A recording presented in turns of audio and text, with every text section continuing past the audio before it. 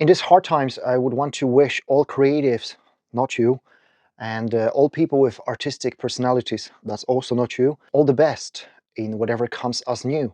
I hope you adjust and adapt.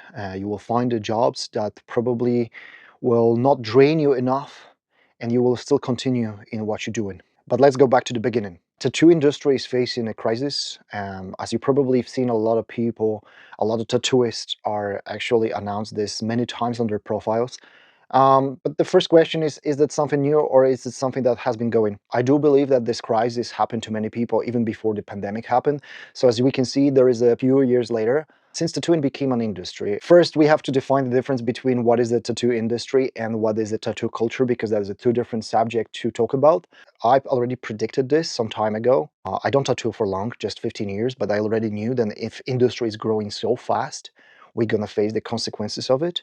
And if you look at the history of tattooing in the Eastern European countries, like for example Poland, where I come from, tattooing in the 90s wasn't really popular. There were no big demands for tattooing, so tattoo studios were providing the different services. If you look at the Polish tattoo scene, a lot of tattooists from the 90s, they possess any other artistic skills. Like for example, a lot of them, they know how to use aerography, and they were painting the helmets for the bikers or the tanks for the bikers. That what was their main source of income, because people didn't want to have the tattoos. You know, the fashion was like small tattoos that you can hide away from the society because the tattoos weren't necessarily acceptable. And this is what already happened. We can see that there is much more interest in the small tattoos than the large ones. The history just drew a circle, and it's only about the time when unfortunately we will have to do something else. And like I said, unfortunately, tattooing might not be the only one thing that we'll be doing. Unfortunately, I predicted this to happen. And again, that's nothing new. It happened many times in the history on the different fields, on the different industry fields. For example, we had the big economic crash in the 2000 era, where a lot of economists lost their jobs just because there were way too many economics in the market. And I think it was very obvious that it's going to happen to our tattoo industry anytime sooner or later. And imagine you have a boat, and if you start inviting your friends to the boat, at some point there will be more people on the boat that the boat is capable to hold, and it starts to sink. That's very normal, and we just have to accept that. Unfortunately, I do believe that the crisis at some point will hit me too, and probably I will have to find a different income source. But I also don't think that in our industry is any special. Like many people believe that they are special because they are tattooists. I think this hard times really will define who is real, who has the passion, who is the artist. You know, first, I know I said this many times, and I will repeat myself for the sake of this video. Not everyone in this industry is passionate about tattoos. Passion, it's the word passion is delivered from Greek and it means to suffer.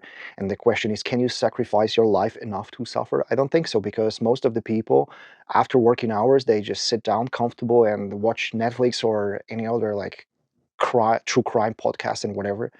So that's not sacrifice. So then you might have interest, you might have a hobby, but that's far beyond like the concept of passion.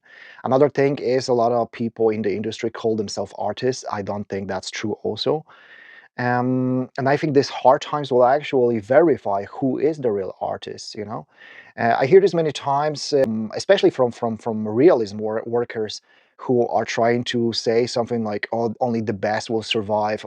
But let's face the fact that most of those people, they are only tattoo machine operators and tattoo sellers, and no matter how good they are, they just sell you the product like any other salesman does. You know. Um, so I don't necessarily believe that the best people will survive. As you probably have noticed, a lot of people make the big announcements that they go into the normal job and whatever.